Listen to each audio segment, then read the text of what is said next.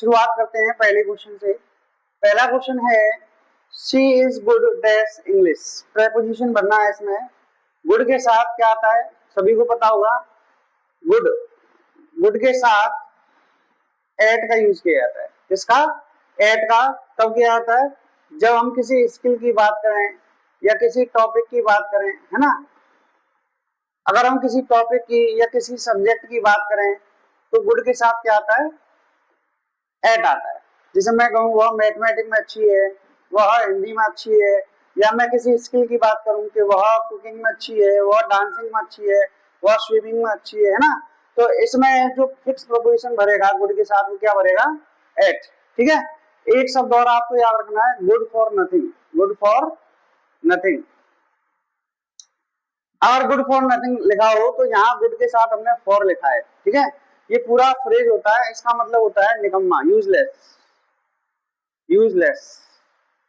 जैसे अगर मैं आपसे कहूँ you are good for nothing, you are good for nothing, तो इसका मतलब है you are a useless person. Is that clear? चलिए अगला क्वेश्चन पढ़ते हैं। अगला क्वेश्चन है I am looking dash my keys. I am looking dash my keys. मैं अपनी चाबियों को लुक देख रहा हूं ना, देख नहीं रहा हूं मैं। देखिए लुक के साथ ना, लुक के साथ ना बहुत सारी प्रपोजिशंस लगती हैं। जैसे कि लुक के साथ एट भी लगता है, फॉर भी लगता है ना, इनटू भी लगता है, आफ्टर भी लगता है और फॉरवर्ड टू लगता है, फॉरवर्ड। ठीक है। ये आपको ध्यान रखना है। लुक के साथ एट कब लगेगा, लुक के साथ फॉर कब लगेगा, लुक के साथ इनटू कब लगेगा, लुक के साथ आफ्टर कब लगेगा और लुक के साथ फॉरवर्ड कब लगेगा। ठीक है। लुक एट का मतलब होता है देखना, सी, वॉच करना, है ना। लुक फॉर का मतलब होता है तलाश करना, टू सर्च। लुक फॉर का मतलब क्या हो जाएगा? किसी चीज की तलाश करना या खोज करना। लुक इनटू का मतलब होता है टू इन्वेस्टिगेट, टू इन्वेस्टिगेट यानी जांच पड़ताल करना, है ना, इंक्वायरी करना। लुक आफ्टर का मतलब होता है टू टेक केयर, देखभाल करना, देखभाल करना। और लुक फॉरवर्ड, इसके साथ फिक्स प्रोपोजिशन टू आता है, इसका भी हमें ध्यान रखना है। लुक फॉरवर्ड टू के साथ लुक फॉरवर्ड टू का मतलब होता है to wait eagerly, to wait eagerly. ठीक है। तो ये हमें सारे प्रपोजिशंस याद रखते हैं कि लुक के साथ एट लगेगा तो क्या उसका मीनिंग होगा, लुक के साथ फॉर लगेगा तो क्या उसका मीनिंग होगा, है ना। लुक फॉर का मतलब सर्च करना होता है, लुक इनटू का मतलब इन्वेस्टिगेट करना होता है, लुक आफ्टर का मतलब टू टेक केयर होता है। अब इसमें हमें पता लगाना है कि यहाँ लुक के साथ हमें कौन सी प्रोपोजिशन लगानी है, एट लगानी है, ऑन लगानी है, टू लगानी है या फॉर लगानी है। तो मैं अपनी चाबियों की तलाश कर रहा हूँ। क्या कर रहा हूँ? खोज कर रहा हूँ, मतलब मेरे को मेरी चाबी मिल नहीं रही है। तो इन दैट कंडीशन हमें लुक के साथ लगाना पड़ेगा प्रीपोजिशन फॉर। क्या लगाना पड़ेगा? फॉर। तो हो जाएगा आई am looking for my keys, मैं अपनी चाबियों की तलाश कर रहा हूँ। क्लियर? चलिए ये जो मैं कॉन्सेप्ट सिखाता जाता हूँ यहाँ पर अलग से, उनको आप डायरी में या नोटबुक में नोट करते हैं। अगला क्वेश्चन है ही arrived that the station on time. अब अराइव्ड के साथ भी समझ लो। देखिए पहुंचना की स्पेलिंग दो होती है, एक होती है अराइव और एक होती है रीच। ठीक है। ये दोनों ध्यान रखनी है। रीच के साथ कोई प्रपोजिशन नहीं आता, ना एट आता, ना इन आता, ना फोर आता। अराइव के साथ इन भी आता है और एट भी आता है। इन कब आता है? इन आता है बिग प्लेसेस के लिए, बड़े स्थानों के लिए, और एट आता है स्मॉल प्लेसेस के लिए। या हमें कोई पॉइंट बताना हो, कोई पॉइंट बताना हो, कोई स्पेसिफिक जगह बतानी हो तो हमें एट का प्रयोग करना पड़ेगा। अब यहाँ पर कह रहा है स्टेशन। स्टेशन क्या है? एक पॉइंट है, एक स्थान है स्पेसिफिक। तो in that condition we have to use at with the word arrive. Arrive के समय साथ हमें क्या लगाना पड़ेगा? एट लगाना पड़ेगा। ही arrived at the station on time. लेकिन मान लो यहाँ स्टेशन नहीं होता, यहाँ कोई बड़ा शहर होता, कोई मान लो दिल्ली होता, मान लो मुंबई होता, तो हमें अराइव के साथ क्या लगाना पड़ता? इन लगाना पड़ता। ठीक है। तो अराइव के साथ ध्यान रखना है, इन भी आता है बड़े स्थानों के लिए और एट आता है छोटी जगहों के लिए या पॉइंट के लिए। क्लियर? अच्छा रीच के साथ ध्यान रखना है, रीच के साथ कोई प्रोपोजिशन नहीं आती है। रीच माने ही पहुंचना होता है। तो इसमें जो राइट ऑप्शन होगा वो option number A is the right answer. Is that clear? चलिए अगला क्वेश्चन पढ़ते हैं। अगला क्वेश्चन देखिए क्या आ सकता है इसमें प्रोपोजिशन।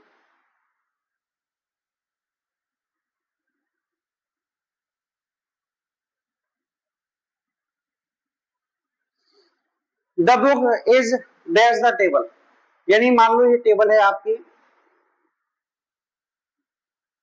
ये मान लो, अरे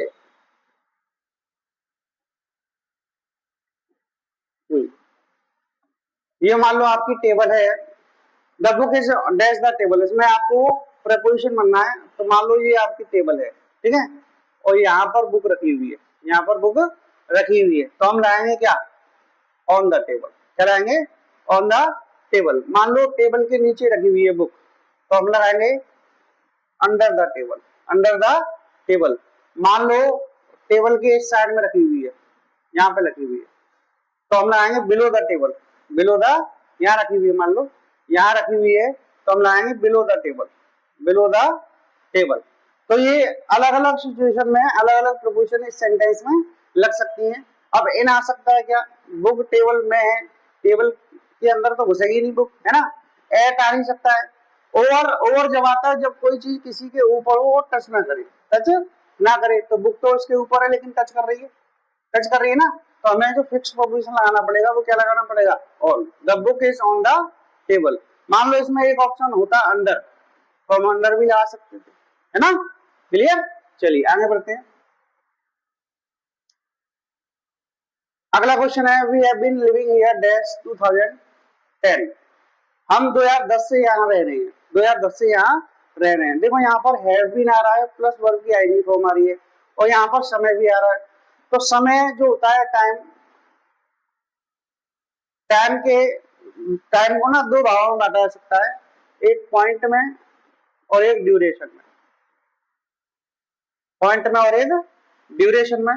पॉइंट के लिए सिंस का यूज करते हैं, और ड्यूरेशन या पीरियड के लिए, पीरियड भी बोलते हैं बहुत से बच्चे इसको, पीरियड के लिए हम फॉर का यूज करते हैं, यानी निश्चित समय के लिए पॉइंट का यूज करेंगे और अनिश्चित समय के लिए फॉर का यूज करेंगे, ठीक है, इतनी बात समझ में आई।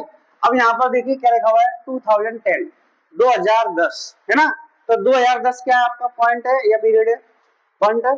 2010 जैसे कि मान लो मैं आपकी टाइमलाइन बता दूं, यहाँ लिख दूं 2018, 2019, 2020, 2021, ये मैंने टाइमलाइन बना दी, तो 2020 एक पॉइंट भी तो पड़ रहा है ना, एक बिंदु भी तो पड़ रहा है, तो 2020 एक निश्चित समय है या 2010 एक निश्चित समय है, तो उस कंडीशन में हम सिंस का इस्तेमाल करेंगे ना कि फॉर का, तो फॉर वाला ऑप्शन तो गलत हो जाएगा।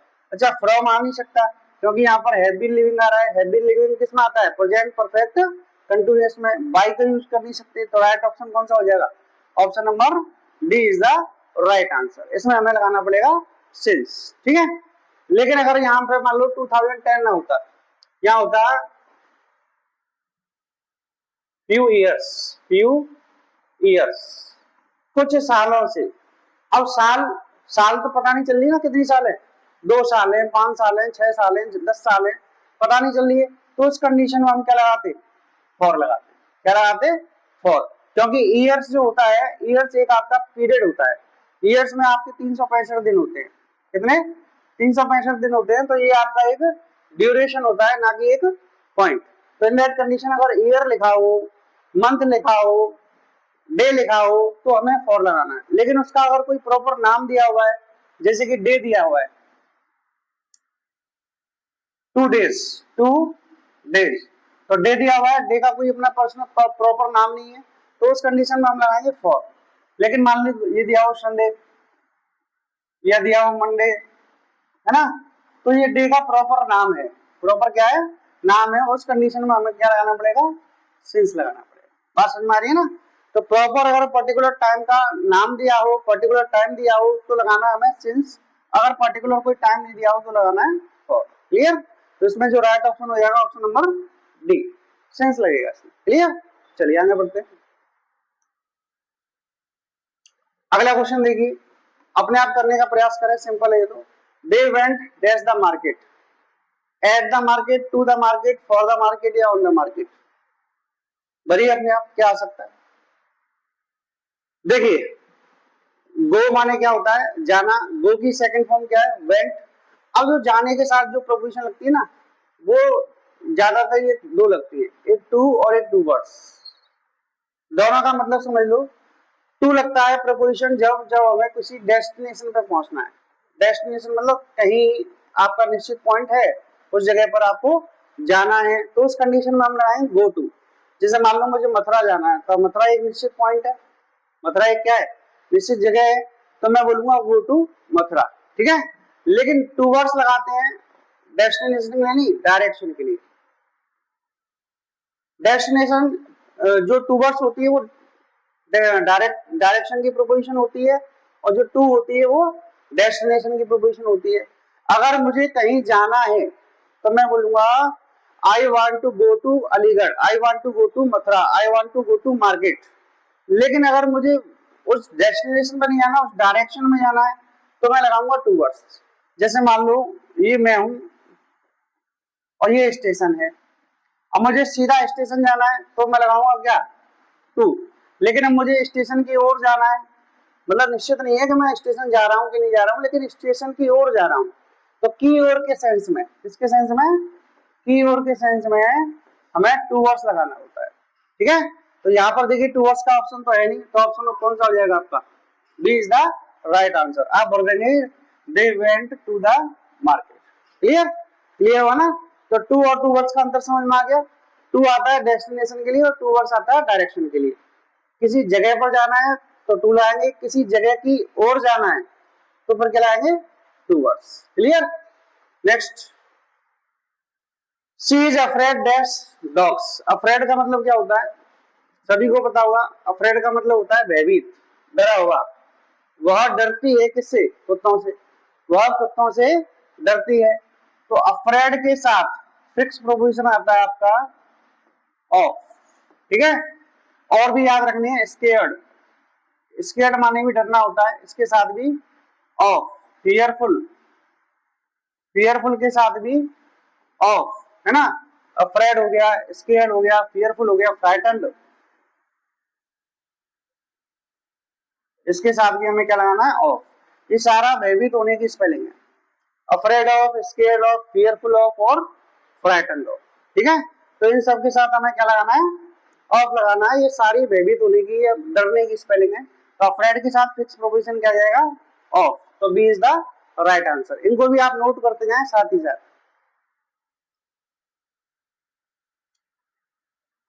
अगला क्वेश्चन है, ही डिपेंड्स डैश हिज पेरेंट्स। वो अपने पेरेंट्स पर डिपेंड्स है। डिपेंड का मतलब जानते हो, डिपेंड का मतलब होता है निर्भर होना। वह अपने माता पिता पर ही पूरी तरीके से क्या है, निर्भर है। तो डिपेंड के साथ फिक्स प्रोपोजिशन होती है बेटे, डिपेंड के साथ होती है ऑन, अपॉन नहीं होती, ध्यान रखना, अपॉन नहीं होती, अपॉन का यूज नहीं करना है, ऑन का यूज करना है। डिपेंड के साथ, किसके साथ, डिपेंड के साथ। एक और शब्द इसके साथ आ जाता है कभी कभी, काउंट, काउंट के साथ भी ऑन लगाना है। ठीक है, डिपेंड ऑन, काउंट ऑन, ये दोनों का मतलब क्या होता है, निर्भर होना, निर्भर होना या निर्भर रहना। तो इन दोनों के साथ प्रोपोजिशन आता है आपका ऑन, डिपेंड ऑन और काउंट ऑन। क्लियर, चलिए एक और शब्द मेरे को याद आ गया, रिलाई। रिलाई भी इसी से मिलता जुलता है, रिलाई के साथ भी हमें ऑन लगाना है। ठीक है, एक शब्द और एग्जाम में आ जाता है कभी कभी, इंसिस्ट।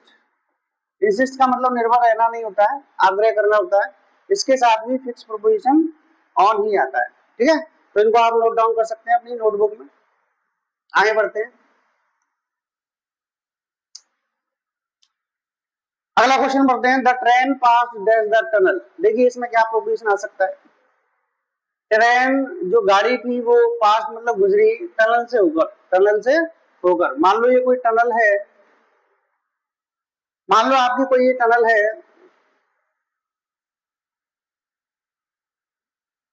ये टनल है। ठीक है, अब ये जो ट्रेन है, ये ट्रेन है, इससे पास होकर ऐसे करके गई। ठीक है, तो कभी कोई चीज किसी से होकर गुजरती है, कभी कोई चीज किसी से होकर गुजरती है, तो से होकर की जो स्पेलिंग होती है वो होती है थ्रू, THROUGH। जैसे मैंने कहा पानी पाइप से होकर बह रहा है, पानी पाइप से होकर बह रहा है, तो पाइप आपका ही है, पाइप आपका ही है। और इससे पानी फ्लो हो रहा है, इससे ओवर फ्लो हो रहा है। तो कोई चीज किसी से ओवर फ्लो होती है ना, किसी के थ्रू फ्लो होती है, तो उसके लिए हम लगाते हैं प्रपोजिशन थ्रू। ठीक है, तो the train pass through the tunnel, through का यूज करेंगे। Option number B is the right answer. ठीक है। अच्छा, एक थ्रू का मतलब तो उससे ओवर होता है। एक बार बताइए, थ्रू का मतलब थ्रू का यूज होता है। एक थ्रो किसी के माध्यम के लिए भी यूज होता है, माध्यम के लिए भी थ्रो का यूज करते हैं। जैसा कि अगर मैं एग्जांपल लिखूं, I got the job through my friend, through my friend, through बोलते हैं वैसे ज्यादातर इसको। इसकी हिंदी बताओ क्या होगी? आई गॉट द जॉब, मैंने जॉब को प्राप्त किया, थ्रू माई फ्रेंड, अपने फ्रेंड के थ्रू। फ्रेंड के थ्रू मतलब फ्रेंड के माध्यम से, फ्रेंड के माध्यम से। तो फ्रेंड का मतलब, सॉरी, थ्रू का मतलब एक तो उससे होकर भी होता है, एक थ्रू का मतलब माध्यम भी होता है, किसी के जरिए, किसी के जरिए। जैसे मैंने इंग्लिश के जरिए जॉब हासिल की, तो I got the job through English, through English या इंग्लिश ग्रामर। क्लियर? चलिए, तो इसमें राइट ऑप्शन हो जाएगा ऑप्शन नंबर बी। अगला क्वेश्चन पढ़ते हैं। I prefer T dash coffee, बहुत सिंपल है, तो अपने आप बनाइए। I prefer T dash coffee, prefer का मतलब बताएगा कोई स्टूडेंट? प्रीफर का मतलब क्या होता है? देखिए, लाइक का मतलब होता है पसंद करना, लाइक का मतलब क्या होता है? पसंद करना, पसंद करना। और प्रीफर का मतलब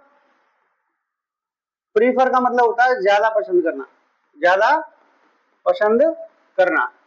ये अपने आप में ही कंपैरेटिव वर्ड होता है, अपने आप में ही। इसके साथ मोर या मोस्ट नहीं लगा सकते आप, ना मोर लगा सकते और ना मोस्ट लगा सकते। पहले तो ये बात ध्यान रखनी है। दूसरी बात क्या ध्यान रखनी है कि प्रीफर के साथ हमेशा फिक्स प्रोपोजिशन रहता है टू। क्या रहता है? टू। एक और इसी से मिलता जुलता शब्द है प्रीफर के साथ ही, प्रीफरेबल। इसके साथ भी हमें ध्यान रखना है, टू का यूज होगा। तो प्रीफर के साथ और प्रीफरेबल दोनों के साथ हमें क्या लगाना है? टू लगाना है। प्रीफर का मतलब होता है अधिक पसंद करना। तो मुझे चाय ज्यादा पसंद है बजाय किसके? कॉफी के। तो यहाँ वैसे कंपेरिजन हो रहा है चाय में और कॉफी में, है ना? तो चाय और कॉफी में कंपेरिजन हो रहा है, तो हमें क्या लगाना चाहिए था? देन लगाना चाहिए था। भाई कंपैरेटिव डिग्री में देन ही तो लगाते हैं। लेकिन ध्यान रखना, यहाँ किसी एडजेक्टिव का या एडवर्ब का कंपेरिजन नहीं हो रहा है, यहाँ नाउन का कंपेरिजन हो रहा है। बात समझ में आ रही है ना? नाउन के प्रीफरेंस का कंपेरिजन हो रहा है कि नाउन मतलब ये जो चाय है और जो कॉफी है, उसमें से मुझे ज्यादा कौन पसंद है। तो यहाँ कह सकते हैं आप, वर्ब के लिए ये जो दो ऑब्जेक्ट आ रहे हैं, इन दोनों ऑब्जेक्टों का कंपेरिजन हो रहा है।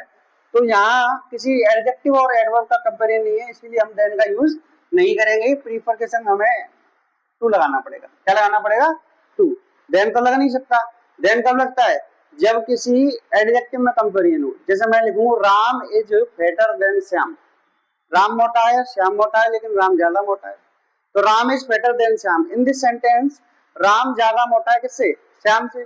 तो फैट होने में उसकी जो डिग्री है उसमें बढ़ोतरी हो रही है ना। तो जब हम किसी एडजेक्टिव या एडवर्ब की डिग्री बढ़ाते हैं तो देन का प्रयोग करते हैं। एडजेक्टिव और एडवर्ब की डिग्री नहीं बढ़ रही है, वर्ब की और इस ऑब्जेक्ट की डिग्री बढ़ रही है ना? तो ये नाउन है, नाउन के लिए दोनों नाउनों को रिलेट करने के लिए हमें क्या लगाना पड़ेगा? टू लगाना पड़ेगा। तो राइट ऑप्शन इज टू। मोटा मोटा अगर आप याद रखना चाहें तो इतना याद रख सकते हैं कि प्रीफर के साथ टू आता है, प्रीफरेबल के साथ भी टू आता है, और इन दोनों शब्दों के साथ मोर और मोस्ट का प्रयोग कदापि नहीं करेंगे। Is that clear? चलिए, अगला क्वेश्चन पढ़ते हैं। Divide the cake dash three parts, इस केक को डिवाइड करिए तीन भागों में। कोई भी चीज किसी भाग में, किसी पार्ट में, किसी डिवीजन में डिवाइड की जाती है तो उस कंडीशन में इनटू का यूज करते हैं। किसका? इनटू का। तो डिवाइड द केक, इस केक को बांटो कितने भागों में? तीन भागों में। तो हम लिखेंगे इनटू। क्या लिखेंगे? इनटू। कोई चीज डिस्ट्रीब्यूट करते हैं या डिवाइड करते हैं, डिवाइड करते हैं किसी चीज को पार्ट्स में, किसी पार्ट्स में या किसी टुकड़ों में, तो हम डिवाइड का यूज करेंगे, सॉरी इनटू का यूज करेंगे। और इनटू का यूज कहाँ होता है? और कोई बच्चा बताया इनटू का यूज कहाँ होता है? और इनटू का यूज जब होता है जब हमें किसी चीज में मोशन बताना हो। क्या बताना हो? मोशन बताना है। जैसे वह नदी में कूदा, ही जंप्ड इन द रिवर, सही है गलत है? वह नदी में कूदा, वह ही जंप्ड इन द रिवर, सही है गलत है? क्यों गलत है? क्योंकि मान लो ये नदी है और ये आदमी यहाँ पर खड़ा हुआ है, तो ये से मैं जब ये कूदेगा तो अपनी पोजीशन चेंज करेगा ना, मोशन में आएगा। तो मोशन के लिए प्रपोजिशन क्या लगाते हैं? इनटू। क्या लगाते हैं? इनटू। यानी जब हमें स्थान चेंज करना हो, मोशन हो, तो इस कंडीशन में हमें इनटू का यूज करना होगा। अच्छा, अगर मैं कहूँ कि वह नदी में तैर रहा है, तब भी तो मोशन हो रहा है भाई। आप कहोगे वह नदी में तैर रहा है, ये नदी है, वह इसमें तैर रहा है, मान लो ये लेटा हुआ है इसमें तैर रहा है, तो अब इंटू लगेगा क्या? अब इंटू नहीं लगेगा। क्यों नहीं लगेगा? क्योंकि उसकी स्थान में परिवर्तन नहीं हुआ। तो स्थान में अगर परिवर्तन होकर मोशन हो रहा हो तो हमें प्रोपोजिशन लगाना है इनटू, अदरवाइज लगाना है इन। अगर वह नदी में तैर रहा है तो हम इनका ही यूज करेंगे, इनटू का यूज नहीं करेंगे, ठीक है? वह नदी में कूदा तो फिर इनटू आएगा। वह कुएं में है, he is in the well, वह कुएं में गिर गया, ही फेल इनटू द वेल। तो कुएं में गिर गया मतलब पहले तो कुएं से बाहर रहा हुआ ना, क्लियर? चलिए, तो इसमें जो राइट ऑप्शन हुआ वो कौन सा ऑप्शन हुआ? Option number B. आगे बढ़ते हैं। He was born dash जुलाई। जुलाई क्या है? मंथ का नाम है, सबको पता हुआ। जुलाई, अगस्त, सितंबर, ये मंथ के नाम होते हैं। तो ध्यान रखना, अगर किसी मंथ का नाम आ जाए, जुलाई आ जाए, अगस्त आ जाए, सितंबर आ जाए, तो उस कंडीशन में प्रोपोजिशन आती है इन। क्या आती है? इन। अगर कोई डे आ जाए, जैसे मंडे आ जाए, ट्यूसडे आ जाए, वेडनेसडे आ जाए, तो प्रोपोजिशन क्या आती है? ऑन। ठीक है, ये छोटी छोटी बातें हैं, इनको आप नोट करते जाना। लेकिन अगर किसी कोई डेट आ जाए, जैसे आ जाए 2 अक्टूबर, 3 नवंबर, अगर कोई डेट आ जाए तो डेट के साथ हमेशा प्रोपोजिशन क्या आती है? ऑन आती है, ठीक है? अगर टाइम आ जाए, जैसे पीएम, पीएम मतलब प्राइम मेरिडियन, एएम या ओ क्लॉक, 5 बजे, 6 बजे, 7 बजे, इस तरीके से, या 7 PM, 8 PM, इस तरीके से आ जाए, तो उस कंडीशन में हम प्रोपोजिशन लगाते हैं एट। क्या लगाते हैं? एट। यानी क्वेश्चन एक है और उसके जितने भी कॉन्सेप्ट हो सकते हैं मैं उनको सबको डिस्कस करूंगा आपके साथ, ठीक है? बस आपको करना क्या है कि आपको एक नोटबुक और अपना एक पेन लेकर बैठना है और उनको नोट करते चलना है, ठीक है? तो अगर किसी महीने के नाम आए तो इन लगाना है, डेज के नाम आए तो ऑन लगाना है। अगर डेट आ जाए 2 अक्टूबर, 4 नवंबर, 5 सितंबर, तो ऑन लगाना है। AM PM आ जाए तो एट लगाना है। ओ क्लॉक आ जाए तो भी हमें क्या लगाना है? एट लगाना है, ठीक है? तो यहाँ पर ये जुलाई जो है क्या है? मंथ का नाम है, तो इसमें प्रोपोजिशन क्या आएगा? इन जुलाई, इन जुलाई। तो B is the right answer, clear? चलिए आगे बढ़ते हैं। She walked dash the bridge, she walked dash the bridge, वह ब्रिज के पार वॉक करके गई। अब ब्रिज, मान लो ये ब्रिज है आपका, ये रिवर फ्लो हो रही है और यहां से ब्रिज गया, ठीक है? ये पुल गया, ये मान लो आपका पुल है। अब वो वॉक होके ऐसे करके गई है, तो इसने क्या किया? वो पुल पूरा पार किया है। तो जब कोई ऐसी चीज हो जो कि जिसके अंदर से होकर कोई आदमी गुजरे, ध्यान से सुन लो, जब कोई चीज ऐसी हो जिसके, जैसे ये पाइप है मान लो, या कोई टनल है मान लो, उससे होकर अगर हम गुजरे तो हम लगाएंगे थ्रू, THROUGH, थ्रू, ठीक है?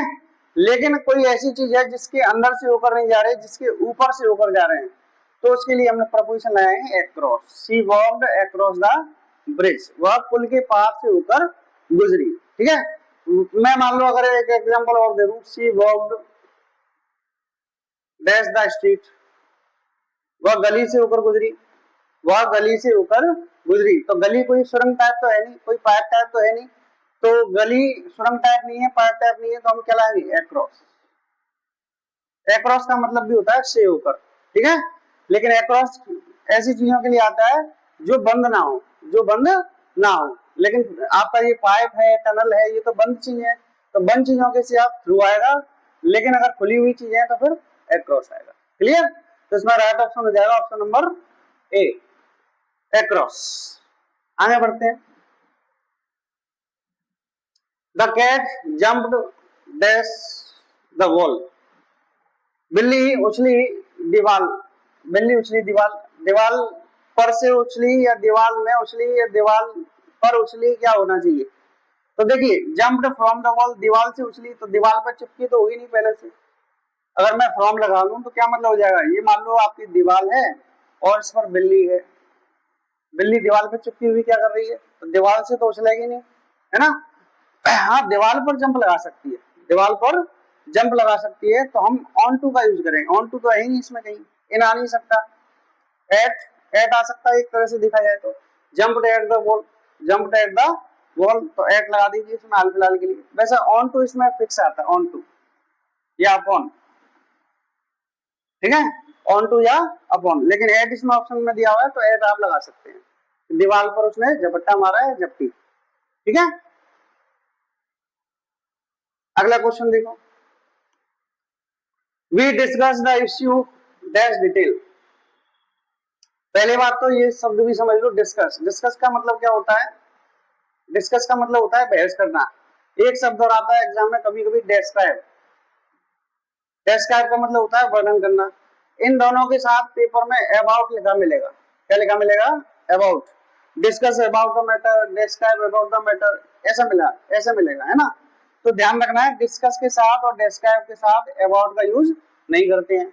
इसके साथ जो इसका ऑब्जेक्ट आता है डायरेक्ट लिखा जाता है यहाँ पर, जैसे मैंने लिखा ही, जैसे इसी सेंटेंस में देख लो, we discussed about the issue या द इश्यू, वी डिस्कस हमने बहस की, इशू, इशू मतलब उस टॉपिक पर बहस की, उस बात पर बहस की, डैश डिटेल, तो डिटेल के साथ फिक्स प्रोपोजिशन होता है in, in detail, in detail, in detail मतलब विस्तृत तरीके से, विस्तृत रूप में हमने बहस की। तो ये भी आपको ध्यान रखना है कि डिस्कस के साथ और डिस्क्राइब के साथ अबाउट अगर एग्जाम में लिखा हो तो उसको काट देना है। डिस्कस के बाद और डिस्क्राइब के बाद डायरेक्ट उसका ऑब्जेक्ट आता है और डिटेल के साथ इन आता है, ठीक है। चलिए आगे बढ़ते हैं, क्वेश्चन ज्यादा है। He is married dash a doctor. Marry माने क्या होता है, मैरी का हिंदी क्या होता है, एक शब्द होता है मैरी और एक शब्द होता है मैरिज, दोनों में अंतर बताइए पहले तो। मैरी में और मैरिज में क्या अंतर है? मैरी का मतलब होता है शादी करना, ये आपकी वर्ब है, इसका मतलब क्या होता है, शादी करना। और मैरिज का मतलब होता है शादी, ये आपका केवल क्या है, नाउन है। शादी कह लो, विवाह कह लो, है ना, निकाह कह लो, कुछ भी कह लो। तो मैरी का मतलब होता है शादी करना, वर्ब है, और मैरिज का मतलब होता है केवल शादी, ये आपका क्या है, नाउन है। ध्यान रखना है कि मैरी के साथ कोई प्रपोजिशन नहीं आता, नो प्रपोजिशन, नो प्रपोजिशन। तो क्या इसमें कोई प्रपोजिशन नहीं है, आएगा। मैरी के साथ नो प्रपोजिशन कब आता है, यानी कोई प्रपोजिशन कब नहीं आता है, जब सेंटेंस एक्टिव वॉइस में हो, इसमें हो एक्टिव वॉइस में। लेकिन जब इसका पैसिव वॉइस कर दें, क्या कर दें, पैसिव वॉइस, तो फिर प्रपोजिशन आता है आपका टू, क्या आता है, टू। कुछ किताबों में दिया होता है कि लड़की का लड़की से शादी हो या लड़की का लड़के से शादी हो तो टू लगाते हैं या विद लगाते हैं। तो विद का कोई कॉन्सेप्ट नहीं है, चाहे लड़के की लड़की से शादी हो, चाहे लड़की की लड़के से शादी हो, अगर सेंटेंस एक्टिव वॉइस है तो कोई प्रपोजिशन नहीं आएगा, अगर सेंटेंस पैसिव वॉइस है तो प्रपोजिशन केवल टू आएगा, विद का यूज नहीं करेंगे। अब मैं आपको दो तीन क्वेश्चन देता हूं। Ram married dash Sita, Ram is married dash Sita, बताइए क्या प्रपोजिशन बनी जाएगी। Ram married Sita, Ram is married Sita. देखिए राम ने शादी की किससे, सीता से, एक्टिव वॉइस है, वर्ब की सेकंड फॉर्म लगी हुई है यहाँ पे, एक्टिव वॉइस है तो यहाँ पर कोई भी प्रपोजिशन नहीं आएगी। और यहाँ पर देखो एज के साथ वर्ब की थर्ड फॉर्म दी हुई है, दी हुई है ना, तो सेंटेंस पैसिव है, राम की शादी हुई किससे, सीता से, तो यहाँ पैसिव वॉइस है तो हमें प्रपोजिशन लगाना पड़ेगा टू, क्या लगाना पड़ेगा, टू। ऐसे ही इसमें ही इज मैरिड, यहाँ एज है, यहाँ वर्ब की थर्ड फॉर्म है, तो पैसिव वॉइस है तो यहाँ प्रपोजिशन क्या लगाना पड़ेगा, टू लगाना पड़ेगा। ठीक है, जो विद का कॉन्सेप्ट लिखा रहता है किताबों में वो गलत होता है, विद नहीं आता, मैरी के साथ हमेशा टू ही आता है। ठीक है, चलिए आगे बढ़ते हैं। The plane flew dash the clouds, जो एरोप्लेन था वो उड़ा क्लाउड्स के नीचे उड़ा, क्लाउड्स के बगल में उड़ा, क्लाउड्स के ऊपर या क्लाउड्स के नीचे। तो देखिए मान लो ये क्लाउड्स हैं आपके, अरे कैसे बनेंगे, मान लो ये आपके क्लाउड्स हैं और प्लेन यहाँ पर उड़ रहा है, यहाँ पर उड़ रहा है इस तरीके से। तो प्लेन इसके ऊपर है ना, इसके क्लाउड्स के टच कर रहा है क्या, नहीं कर रहा है, तो नहीं कर रहा है तो उस कंडीशन में हम लगाएंगे above, the plane flew above the clouds. Clear, चलिए आगे बढ़ते हैं। तो इसमें फ्लू के साथ हमें एबव का यूज करना पड़ेगा, अंडर नहीं लगा सकते। अगला क्वेश्चन पढ़ो, शी इंसिस्टेड, अभी बताया था मैंने आपको, इंसिस्ट का मतलब क्या होता है, इंसिस्ट का मतलब होता है आग्रह करना, निवेदन करना, रिक्वेस्ट करना। इंसिस्ट के साथ हमें ऑन का यूज करना पड़ता है। ठीक है, एक शब्द और आता है कॉन्ग्रेचुलेट, कॉन्ग्रेचुलेट, कॉन्ग्रेचुलेट के साथ भी हमें ऑन का यूज करना पड़ता है। तो ये हमें फिक्स प्रोपोजिशन याद रखनी पड़ेगी, इंसिस्ट के साथ भी ऑन आता है, कॉन्ग्रेचुलेट के साथ भी ऑन आता है। तो इंसिस्ट के साथ यहाँ फिक्स प्रोपोजिशन हो जाएगा ऑन। ठीक है, ये फिक्स है, आपको याद करना पड़ेगा, इसमें कुछ है नहीं सीखने सिखाने लायक। तो इसको आप याद कर लें कि इंसिस्ट के साथ ऑन आता है, कॉन्ग्रेचुलेट के साथ भी ऑन आता है। तो D is the right answer. अगला है the teacher was angry dash me, teacher angry हो गया मुझ पर, मुझ पर, नी में बोलने में लग रहा है मुझ पर आ रहा है तो ऑन आना चाहिए, लेकिन नहीं आएगा, ऑन नहीं आएगा, एट भी नहीं आएगा, फ्रॉम भी नहीं आएगा। ऑप्शन हुआ ऑप्शन नंबर बी, क्या होगा समझ लो, एंग्री। एंग्री अगर किसी पर्सन से हो तो एंग्री के साथ क्या आता है, विद। लेकिन अगर एंग्री किसी चीज पर हो, थिंग पर हो, तो प्रपोजिशन आता है एट, ये हमें ध्यान रखना है। ठीक है, तो एंग्री के साथ अगर कोई पर्सन है, पर्सन से किसी से नाराज हो तो विद लगाना है, किसी बात पर नाराज हो तो एट लगाना है। अब यहाँ पर हिम क्या है, पर्सन है या कोई बात है, पर्सन है, तो हमें क्या लगाना पड़ेगा, विद लगाना पड़ेगा। तो राइट ऑप्शन हो जाएगा ऑप्शन नंबर बी। क्लियर, चलिए। He succeeded dash solving the problem, यहाँ पर क्या लगा हुआ है, वर्ब की आईएनजी फॉर्म। वर्ब की आईएनजी फॉर्म कब आती है, जब सेंटेंस में प्रपोजिशन हो, तो कोई ना कोई प्रपोजिशन यहाँ पर सेट करनी है। सक्सीड के साथ हमें ध्यान रखना है, फिक्स प्रपोजिशन आती है इन, सक्सीड इन, सक्सीड इन। तो यहाँ पर जो राइट ऑप्शन हो जाएगा ऑप्शन नंबर सी, तो सक्सीड के साथ इनका यूज करेंगे। The baby is sleeping dash the bed, baby सो रहा है बेड पर, क्या आएगा बताओ, बेबी बेड पर सो रहा है, बेड पर। अब पर के लिए तो आप सोच रहे होंगे ऑन आएगा, नहीं भैया ऑन नहीं आएगा, एट भी नहीं आएगा। अच्छा उसके ऊपर तो सो ही नहीं सकता, ओवर भी नहीं आएगा, राइट प्रपोजिशन लगेगी इन। अब आप सोच रहे होंगे बेड पर सो रहा है, बेड के ऊपर सो रहा है, तो कोई चीज किसी के ऊपर होती है तो ऑन का यूज करते हैं, बात तो सही है। लेकिन कोई चीज किसी के ऊपर हो लेकिन अंदर की साइड हो, तो फिर हम लगाएंगे इन, क्या लगाएंगे इन। जैसे चेयर है, अब चेयर के साथ क्या लाओगे, इन या ऑन, चेयर के साथ क्या लाओगे, इन या ऑन। इन भी लग सकता है और ऑन भी लग सकता है, डिपेंड करता है चेयर किस तरीके की है। चेयर मान लो ऐसी है इस तरीके की, कैसे बनाऊं, मान लो उसका सिराना है, सिराना है तो सिराने के नीचे तो बैठोगे, मान लो ये चेयर है तो मैं इस चेयर पे बैठ गया, आपको दिख नहीं रही होगी शायद, तो चेयर के मैं अंदर ही तो घुस गया, तो इस कंडीशन में हम लाएंगे in the chair, in the chair. मान लो कोई चेयर ऐसी है जो स्टूल टाइप की है ना, तो उस कंडीशन में हम चेयर के साथ क्या लाएंगे, ऑन लाएंगे। सेम सिचुएशन बेड के लिए, बेड पे आपका जो सिराना होता है, तो सिराने के ऊपर सोते हो क्या, सिराने के ऊपर नहीं सोते ना, सिराने के अंदर सोते हैं, है ना। जो सिराना होता है जिसपे तकिया लगा के सोते हैं, तो उसके ऊपर सोते हो, सिराने के ऊपर नहीं सोते हैं ना, बेड पे वो पूरे ही है, तो सिराने के ऊपर नहीं सोते हैं, इसीलिए हम उस बेड के अंदर सो रहे होते हैं, तो हम क्या लाएंगे, इन लगाएंगे, क्या लाएंगे इन। लेकिन मान लो अगर यहाँ स्लीपिंग ना हो, यहाँ हो प्लेइंग, तो फिर हम लाएंगे ऑन। तो फिर हम क्या लाएंगे? ऑन, क्योंकि अब तो वो खेल रहा है, उसके अंदर लेटा हुआ नहीं, उसके अंदर नहीं है, उसके बाहर है, तो हम प्लेइंग के साथ फिर क्या लाएंगे? ऑन लाएंगे। ठीक है। और बेड के साथ हमेशा ध्यान रखना है, इनका ही यूज होता है, ऑन का यूज नहीं होता है। ऑन का यूज जब कर सकते हैं जब बेड पर हम खड़े हो, बेड पर हम बैठे हो, बेड पर हम डांस कर रहे हो, तो उस कंडीशन में हम बेड के साथ ऑन लगा सकते हैं, अदरवाइज बेड के साथ इन ही आता है। क्लियर हुआ ना? तो ऑप्शन डी आपका राइट आंसर हो जाएगा। अगला क्वेश्चन हो नहीं पाएंगे, 50 क्वेश्चन ज्यादा भी है, कोई बात नहीं, जितने हो जाए उतने कर लेंगे। सी अपोलोगाइज्ड द मिस्टेक। अपोलोगाइज का मतलब क्या होता है? अपोलोगाइज का मतलब होता है माफी मांगना, माफी मांगना। तो अपोलोगाइज के साथ हमेशा फॉर आता है। एक शब्द और होता है सॉरी। सॉरी तो सबने पढ़ा हुआ, सॉरी के साथ भी फॉर आता है। ये दोनों चीजें आपको याद रखनी है, अपोलोगाइज के साथ भी फॉर आता है और सॉरी के साथ भी फॉर आता है।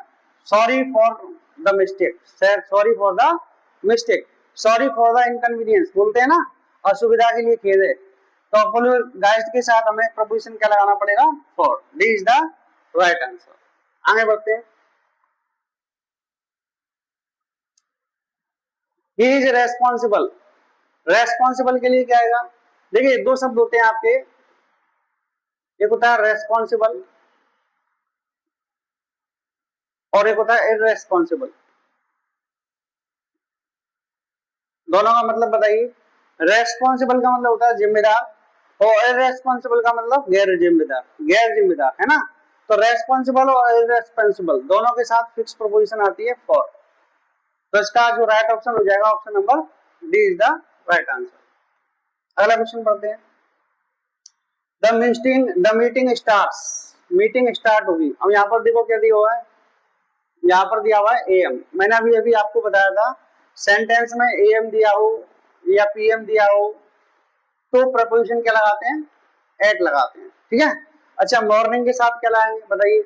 मॉर्निंग इन या ऑन? इन।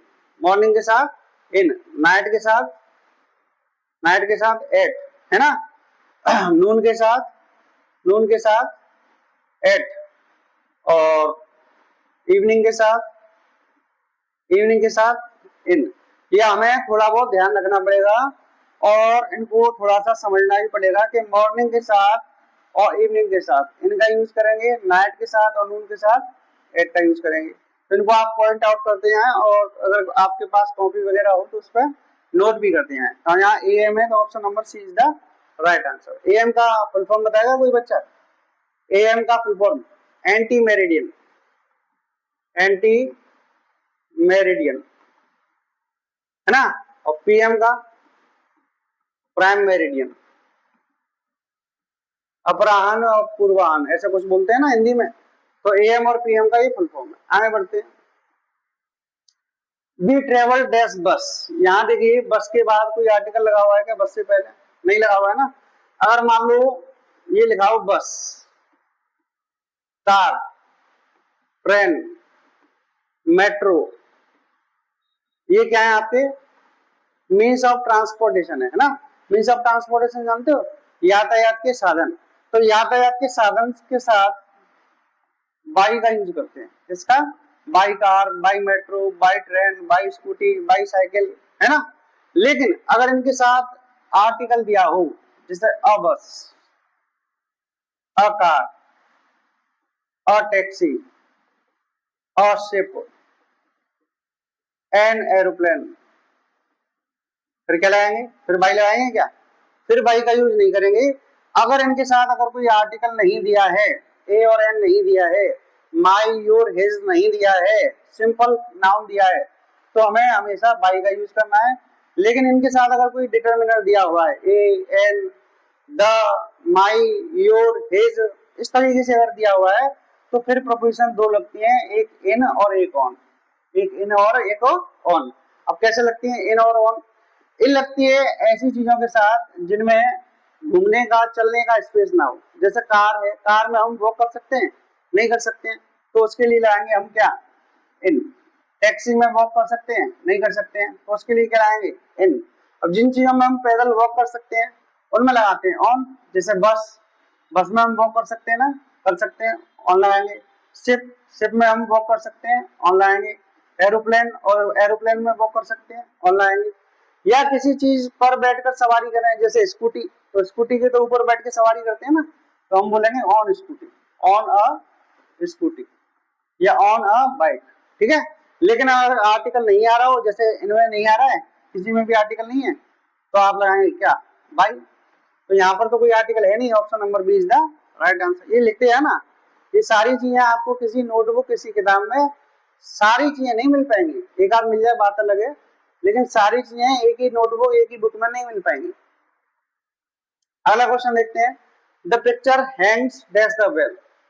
पिक्चर लटकी हुई है वॉल पर, वॉल मतलब दीवार पर, दीवार पर कोई चीज लटकी हो, तो किसी दीवार के ऊपर लगी लटकी हुई है ना, तो उसके लिए क्या लाएंगे, ऑन लाएंगे। The picture Hanks on the wall, fix position है, हैंग्स ऑन। अगला, सफर, सफर का मतलब होता है सहना, सफर का मतलब क्या होता है, सहना या पीड़ित होना। तो वह पीड़ित है किससे, अस्थमा से।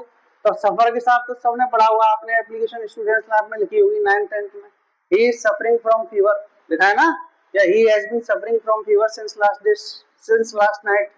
तो सफर के साथ हमेशा फ्रॉम का यूज करते हैं, ये भी आपका फिक्स प्रोपोजिशन के तहत आता है। तो option number D is the right answer. अगला पढ़ते हैं, इंटरेस्टेड, इंटरेस्टेड के साथ क्या आएगा बताइए, इंटरेस्टेड, इंटरेस्टेड का मतलब होता है रुचि रखना। इंटरेस्टेड के साथ फिक्स प्रोपोजिशन आता है इन, क्या आता है, interested in, succeed in, succeed के साथ भी क्या आता है, इन आता है। तो ये सारी प्रोपोजिशन हमें याद रखनी पड़ेंगी। इंटरेस्ट के साथ जो फिक्स प्रोपोजिशन आएगा वो क्या आएगा, इन। जैसे मैं कहूं कि मुझे क्रिकेट में इंटरेस्ट है, तो I am interested in cricket. The boy ran dash the road, लड़का रोड से होकर गुजरा। अच्छा, रोड के ऊपर टच करेगा क्या, टच तो करेगा, तो ओवर तो आ नहीं सकता है, रोड के बगल में चलेगा नहीं, रोड के थ्रू, थ्रू मैंने आपको बताया था, थ्रू जब लगता है जब कोई किसी के अंदर से होकर गुजरते हैं, तो रोड के अंदर से तो होकर तो गुजरेगा नहीं, थ्रू भी नहीं आएगा। आंसर क्या हो जाएगा, across, the boy ran across the road. Accused, accused के साथ क्या आएगा, एक्यूज्ड माने होता है दोषी, गिल्टी, गिल्टी माने भी क्या होता है, दोषी। इन दोनों के साथ क्या आता है, ऑफ आता है, एक्यूज्ड ऑफ, गिल्टी ऑफ। ठीक है, तो इसमें राइट ऑप्शन हो जाएगा option number B is the right answer. He was accused of theft, उस पर चोरी का दोष लगा, या उसे दोषी पाया गया, किसका, चोरी का। The store is open dash Monday, अभी क्या आ रहा है, मंडे। मंडे क्या है आपका, डे का नाम है, डे का नाम है ना, तो डे के नाम से पहले अभी अभी बताया था मैंने आपको, प्रोपोजिशन क्या आता है, ऑन आता है। तो the store is open on Monday. Arrived, देखिए अराइव्ड आ गया, अराइव्ड के साथ मैंने आपको दो प्रोपोजिशन बताई थी, अराइव्ड के साथ दो प्रोपोजिशन बताई थी अभी अभी, एक तो एट बताई थी और एक इन बताई थी। इन आती है बड़ी चीजों के लिए और एट आता है छोटी चीजों के लिए। तो इंडिया क्या है, छोटी चीज है, बड़ी चीज है, देश है ना पूरा, तो इन आया।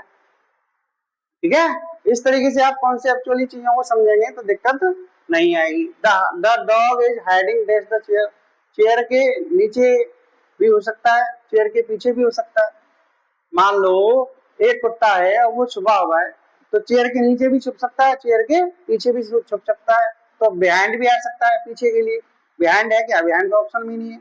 अच्छा, अंडर आ सकता है, अंडर है क्या, है, तो अंडर राइट आंसर हो जाएगा C. The dog is behind under the chair. Clear, चलिए,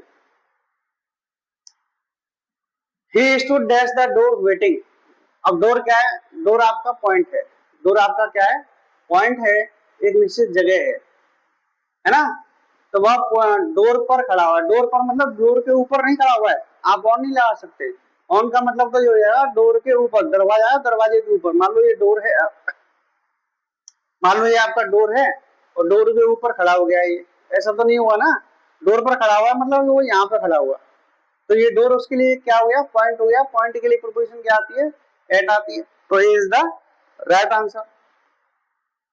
आगे बढ़ते हैं, 35, कॉन्ग्रेचुलेट, अभी बताया था मैंने आपको, कॉन्ग्रेचुलेट के साथ क्या आता है, जब इंसिस्ट के साथ बताया था, इंसिस्ट के साथ क्या आता है, ऑन आता है।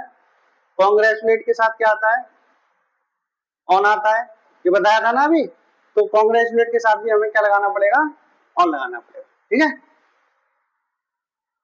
आगे बढ़ते हैं, पढ़ो आगे।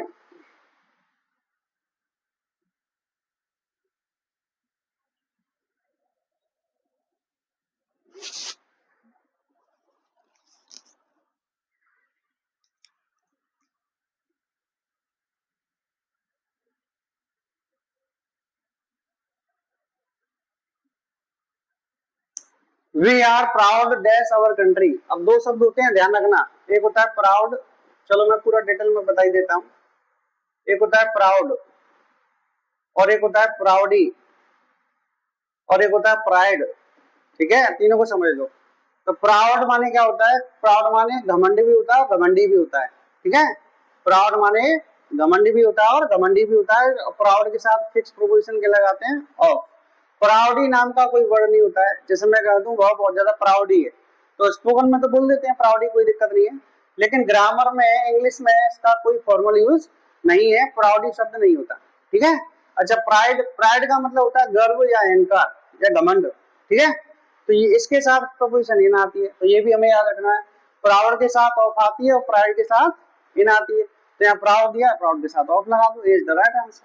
ठीक है, इस तरीके से आप नोट करते जाए, समझते जाए। आगे बढ़ते हैं। He agreed dash my proposal. Agree, अच्छा एक क्वेश्चन पूछता हूँ, एग्री से मुझे याद आ रहा है,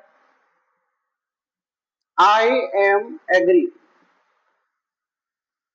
और आई एग्री, बताइए विच वन इज करेक्ट, कौन सा सेंटेंस सही है, आई एम एग्री या आई एग्री, क्या सही हो सकता है। अब आप सोच रहे होंगे मैं हूं सहमत, ये सही है, मैं सहमत, ये तो गलत हो गया है ना। लेकिन नहीं, ये सेंटेंस आपका सही है और ये सेंटेंस आपका गलत है। अब ये तो पूछो क्यों, क्योंकि एग्री आपकी वर्ब होती है। एग्री आपकी क्या होती है, वर्ब होती है। अब आप इजारा में लगा देंगे तो वर्ब के साथ आएंगे, फॉर्म लगाना पड़ेगा ना। तो एग्री एक ऐसी वर्ब होती है जो स्टेट शो कराती है, तो एग्री में आप आईएनजी लगा नहीं सकते। आपने कभी लाइक में आईएनजी देखा है, कभी लव में आईएनजी देखा है, कभी नो में आईएनजी देखा है, कभी हेट में आईएनजी देखा है, नहीं देखा है, क्योंकि ये स्टेटिव वर्ब्स होती है ना। यानी इनमें या तो काम होता है या काम नहीं होता है, प्रोसेसिंग नहीं होती है। जैसे कि हेट में आप बोल रहे आई एम हेटिंग यू, गलत है, I hate you, I hate you. Past में बोलना है तो हेटेड यू, लेकिन हेटिंग यू नहीं बोलेंगे। ऐसे एग्रीइंग नहीं बोलेंगे, एग्री माइंगी नहीं लाएंगे, स्टेटिव वर्ब है, तो ये आपका आंसर हो जाएगा गलत। ठीक है, लेकिन अभी बात कर रहे थे किसकी, प्रपोजिशन की। तो एग्री के साथ सुन लो, एग्री के साथ दो प्रपोजिशन लगती है, एक टू और एक विद। विद लगती है किसी पर्सन के साथ, I am agree with you, I agree with you, I agree with you, मैं तुम्हारे साथ एग्री हूं। आई एम एग्री नहीं, I agree with you, person के साथ विद का यूज करेंगे। और कोई थिंग है, जैसे प्रपोजल है या कोई ऑफर है, उसके लिए सहमत हो रहे हैं, तो फिर प्रपोजिशन लगाएंगे टू। तो राइट ऑप्शन हो जाएगा option number B is the right answer. Clear, चलिए।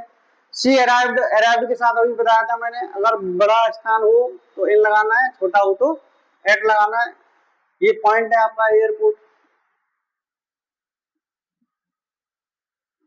एयरपोर्ट आपका क्या है, पॉइंट है, तो पॉइंट के लिए क्या लाएंगे, एट लाएंगे।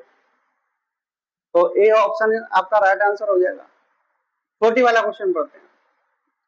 ही borrowed money dash his friend, उसने धन उधार लिया अपने मित्र से, अपने मित्र से। तो से की स्पेलिंग, कोई चीज हम किसी से उधार लेते हैं, कोई सोर्स, ये सोर्स है उसका, ये क्या है, सोर्स है। इस सोर्स के जरिए उसने पैसा प्राप्त किया है, तो सोर्स के लिए प्रोपोजिशन फ्रॉम आती है।